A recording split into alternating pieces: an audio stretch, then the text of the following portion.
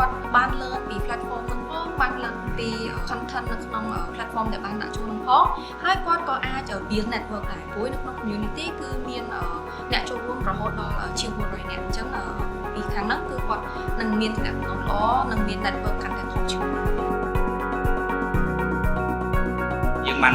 មេរៀនជាច្រើនដែលយើងអាចយកដាក់របស់បានបីដែលបាននេះគឺថាខ្លីខ្លឹមវាជាប្លង់មួយខាងដែលយើងអាចយកវាទៅបន្ទាប់មកយើងអាចគិតសម្រាប់ក្រុមហ៊ុនយើងតែយើងគួររៀបចំមិន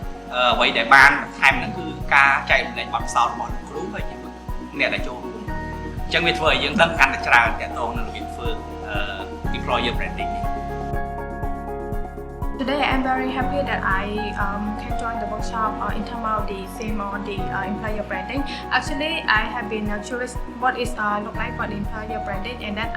my expectation is that coming to this workshop, I would actually getting to know employer branding, and also how we can actually build a strong employer branding for our company. So basically, this workshop is very fruitful, and then I really